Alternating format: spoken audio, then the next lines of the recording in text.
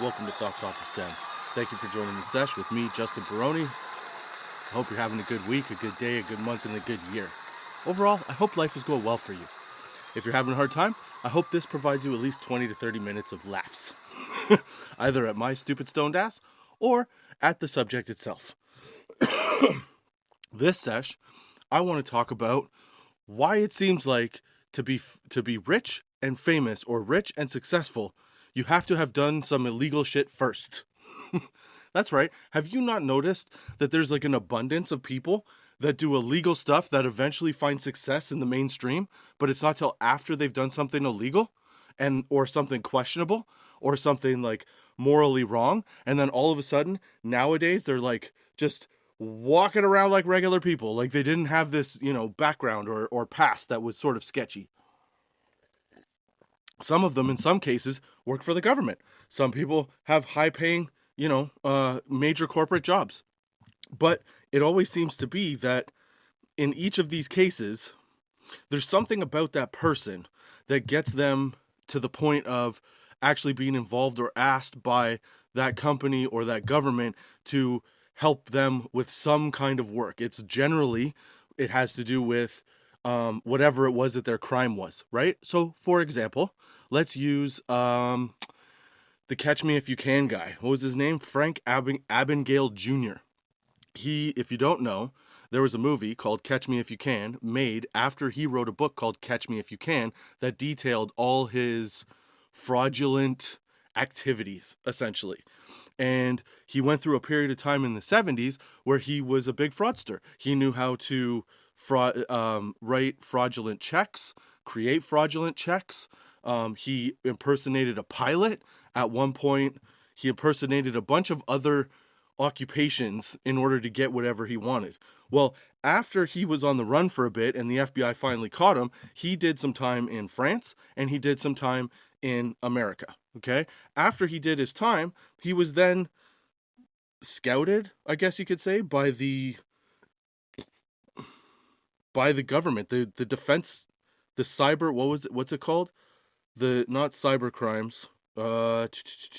He became a cybersecurity consultant because the government, the US government was like, hey, we can't beat you at this game, so why don't you come work for us so that we could stop other people like you before they get as far as you.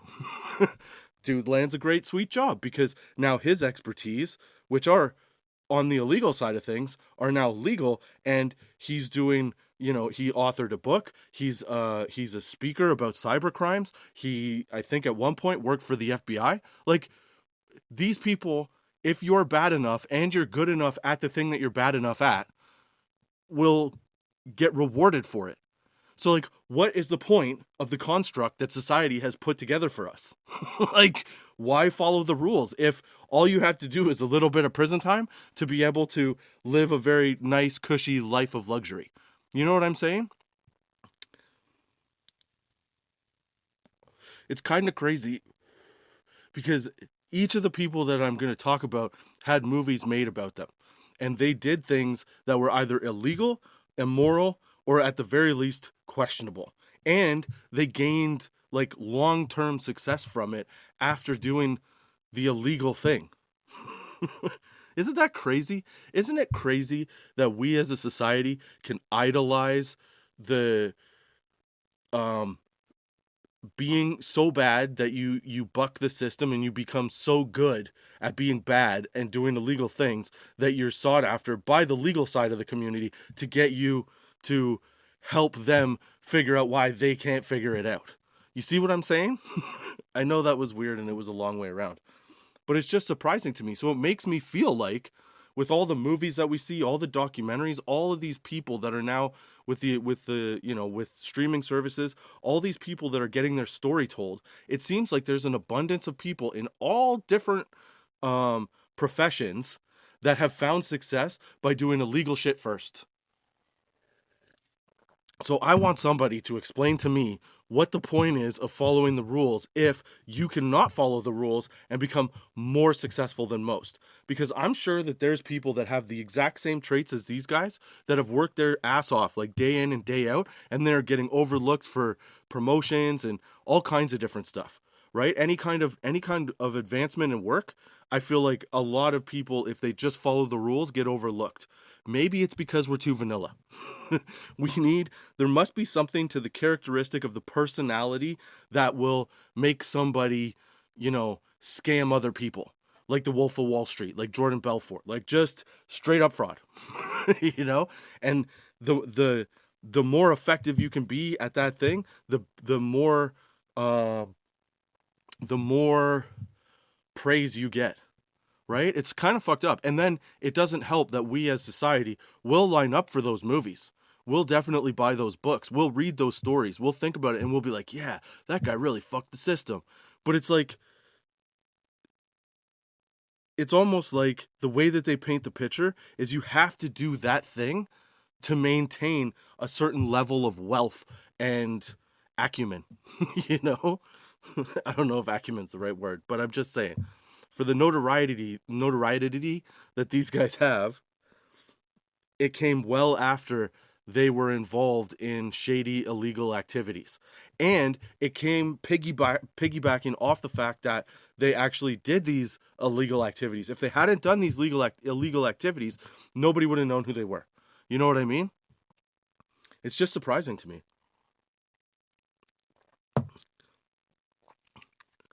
It seems like everywhere else on the planet, there's this, like, it doesn't matter really what your laws are, because my point is this: if you follow the laws, then you're good, kind of. If you break the law, then in other countries, they make a spectacle out of you, right? So that nobody else wants to break the law.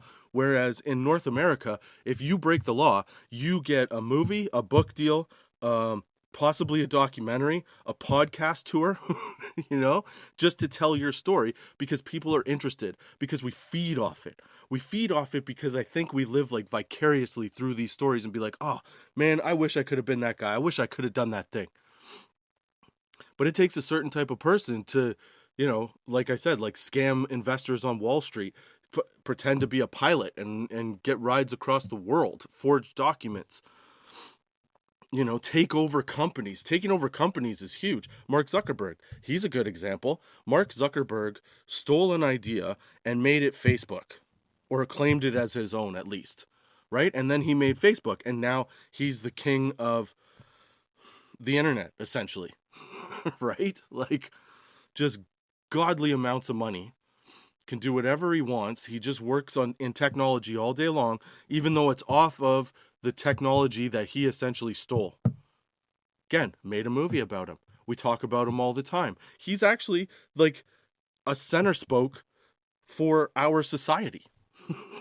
That's fucked up, right? They become what our younger generation looks up to and aspires to be. And a lot of these guys are motivational speakers right now. Like Jordan Belfort. Jordan Belfort, the Wolf of Wall Street, is a motivational speaker. What are you motivating, dude? Like, you stole millions of dollars from people, you spent it all on drugs and a fast life, and then you got caught. And then you went to prison. I think did he murder somebody, or was he part of a murder? I don't remember.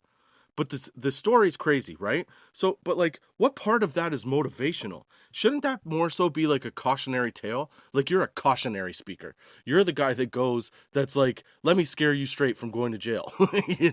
You're that guy now. Because then I think he shared a cell with Tommy Chong, and Tommy Chong was like, write a thing, they'll pay you for it. Like, that tells you everything right there. They will pay to see somebody's major failures, and then we put it on a pedestal where, like I said, our younger generation start to idolize these people, and you think that that's the way to do things. And for most of the people that watch it, I think that they're flabbergasted by the fact that these people will do these things. And then I think that the other sort of psychological part of it is that there has to be a driving force that's like the essence of these guys, that has, that propels and excels their work ethic, their drive to succeed, and their ambition to be, the top guy, right? That has to be what divides somebody that takes such a high risk from a regular individual. Because a regular individual, if you give them a bag of Coke and you go sell it and get me 10 grand, they're gonna be like, what? I don't know what to do with this. And then next thing you know, like, they're dead. Okay, not these guys. These guys were ambitious enough to avoid capture for a very long time. They were ambitious enough to, you know, force the system to sort of see it their way.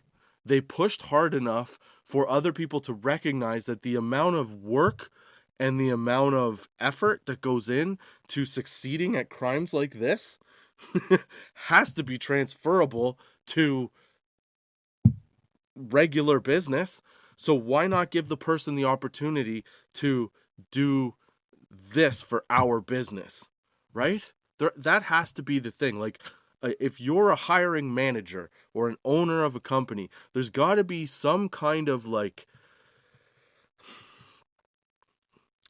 part to the story that says to you, guess what? This guy won't quit. And that's the kind of guy I need on my team. Even though the risk is that this guy might do that to you, you know? I don't know. It's crazy to me.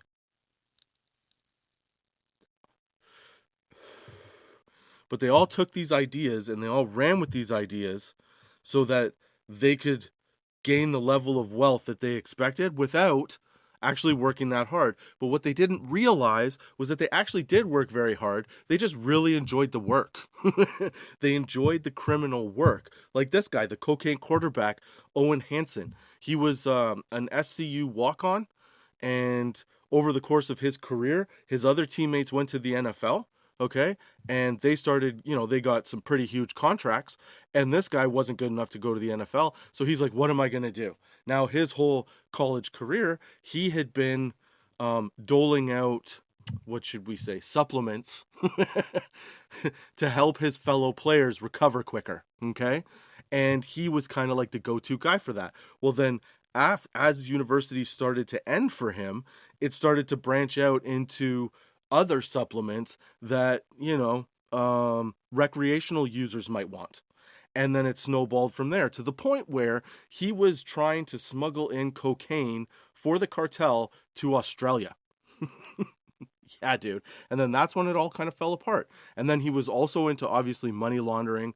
I don't know if he did any embezzling, but he definitely had an offshore sports betting website that he ran.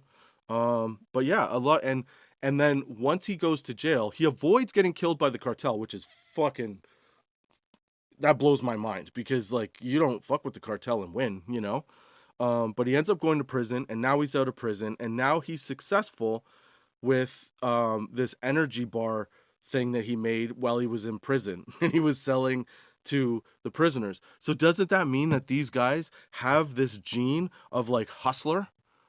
And no matter what they do, they're gonna hustle the shit out of it. They just don't necessarily hold to the regular laws and standards that regular society operates in. So doesn't that sort of show that there's a facade to this whole society that we've structured, and work hard, get paid? Well, or sell coke, get paid. Like, you know what I mean? It's crazy to me that I understand idolizing, or going to watch like an action movie and idolizing the main character in that. Because a lot of the times action movies, or at least it used to be, where the main character was for justice and good and retribution, Whereas now the main characters seem to be all about gaming the system. Like, they buck the system. There's a lot of movies about heists and people stealing, and they try to show that the bad guy really is like a regular person and he has emotions and feelings. But you still are stuck with this glaring thing, is that this person is willing to go against all moral fiber of their being to achieve financial success or notoriety. So is that what life is now? Life has to be that you have to do to get any kind of notice or any kind of respect, whether it's financially in business or whatever, you have to be able to skirt the rules a little bit from time to time. Then you look at corporations, and corporations do that shit all the time, and then they just pay fines. Or is that just understanding how the system works and gaming the system and knowing that the consequences, if you aren't able to completely avoid, getting caught, you have to know what the circumstances are and being okay with having those circumstances applied to you. I feel like it's a little bit of all of it.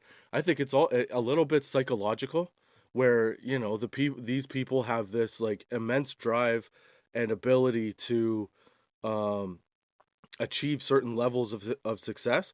They just end up doing it in the easiest way possible, and a lot of the times, the easiest way possible is to take from someone else that already has something, right?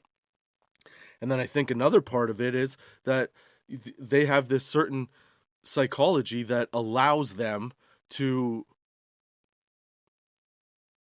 negate or to like switch off the moral ramifications of what they're doing, knowing that they're going to get a big payday at the end of it. I think it's crazy. And then I think in the case of guys like Mark Zuckerberg, where they take an idea and it sits less on the legal ground and more so on the moral side of things or ethical side of things, I think that those guys just have a need to succeed so bad that they're willing to step on anybody to get it. And we, as people that aren't willing to do that, watch and praise these guys because they're making money off the documentaries. They're making some money off the movies. You can't use their likeness without paying them, And then because these things are such like high profile media, then the next thing you know, they gain some notoriety, which trickles down into business for them because of our interest. Essentially, it's our interest. It's the public's interest in crazy that allows somebody with these traits and doing these things to succeed after they've done these things. But I would always still be worried. Like, you have the guy that, the catch me if you can guy, you have that guy, and the government was like, work for us. Now, I'm sure that they levied a bunch of rules and stuff against them, but at the same time, like, isn't it a danger to put a guy that's that good at doing those types of things and defrauding people and governments, and major businesses out of buttloads of cash, to give him the helm of protecting buttloads of cash and information? Like, that could go really bad really quick, no?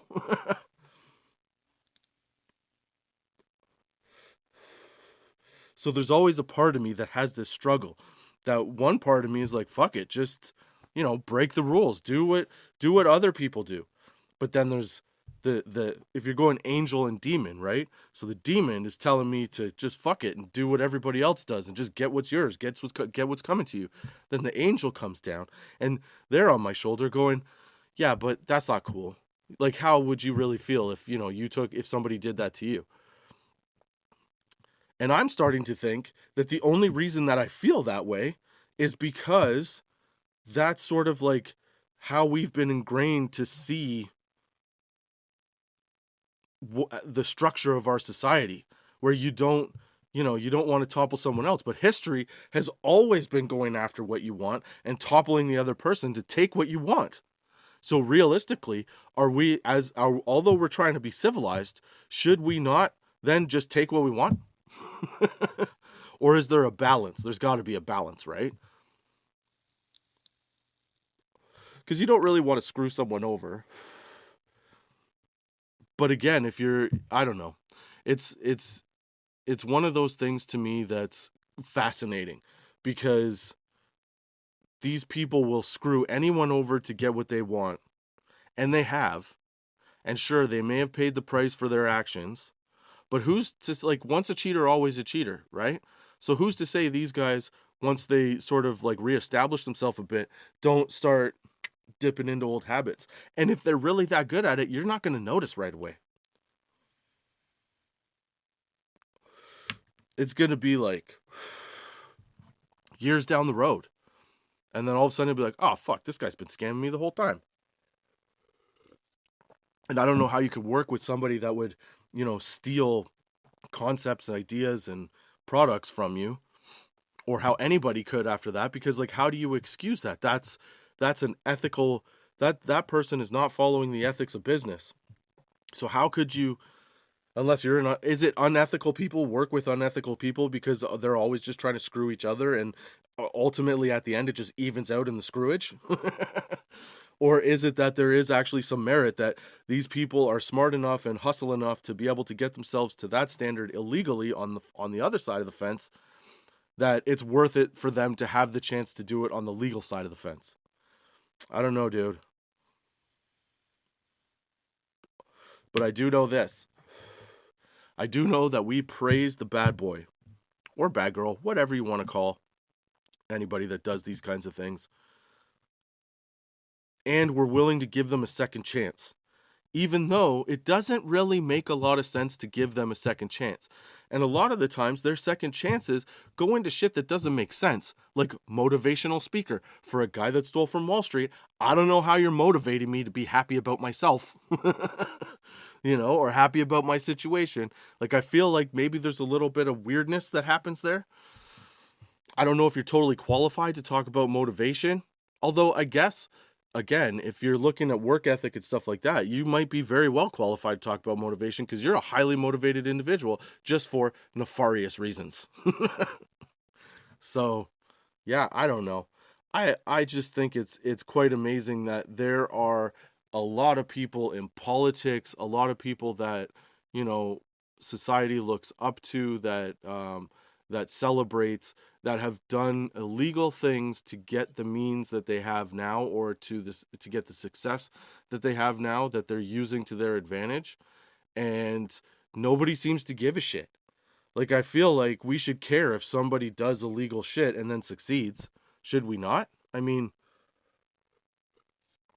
I'm all for second chances, but it kind of surprises me that, these guys are able to go from everything to nothing and then back to everything in a really short amount of time. Like, when you think about it, the rise after the fall is pretty quick again. If you could get a movie made about yourself and all your nefarious dealings, your rise you'll come right back after that opening weekend, like bam, right back to where you were. And then who's to say that you're not tempted at that point to, reach in the pocketbook or fucking the cookie jar, whatever you want to call it.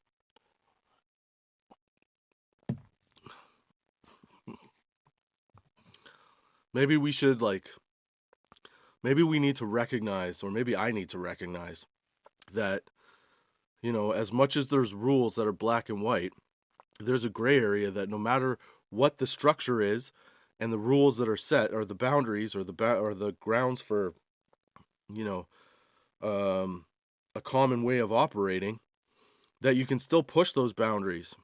But if you push them too far, you have to be willing to deal with the consequences. But it doesn't necessarily mean that life is over and you're done, which is fascinating to me. Because that means that, again, society, or at least a portion of society, has allowed you back in. See, again, that's that hustle. You have that fucking $1 million smile, baby. Yeah. It's quite amazing to me that guys like this can, eventually, guys like this can actually circumvent the rules to a certain degree and stay successful. Because in my mind, once you do something that's against the law, or against societal norms, I feel like most of the time society pushes them aside. But for whatever reason, people that defraud people or sell cocaine are able to be fucking successful after the fact too, provided they don't get killed by the cartel or have an aneurysm. Yeah, that's what I think.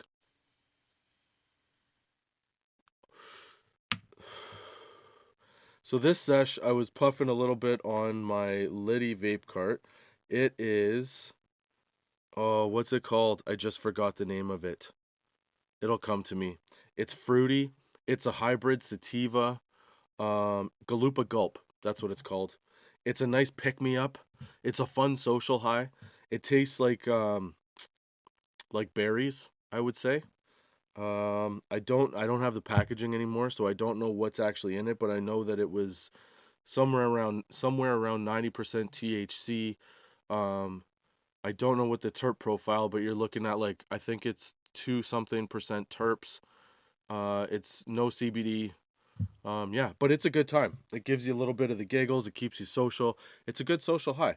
So if you want a new vape cart to try, if you can find it, get the Liddy. Oh crap! What was it called again? I always forget the name. The Liddy Galupa Gulp. It's delicious. It's delicious. It's a good high. It's distillate, so it doesn't last as long as, like the rosins or resins. Those ones are a little better in terms of lasting. Like this high will last about an hour, and then it'll teeter off, and then you got to smoke again. Give yourself a little Liddy, because then if you're thinking of screwing someone over, you'll think twice about it, because Liddy gives you that I love you man vibe. Just take a hit of the Liddy. Get your mind right. That's what I'm saying. Those are my thoughts off the stem for this week. I hope you enjoyed the sesh. I hope you come back next week with me, Justin Barone, on Spotify, Google Podcasts, Apple Podcasts, iTunes, YouTube, Podchaser, Pandora, Podbean, Good Pods. I don't know if I said that or not. Everywhere. It's out there. That's right. So check out toss420.com. Hope you enjoyed the sesh. Until next time, keep your lids low, baby.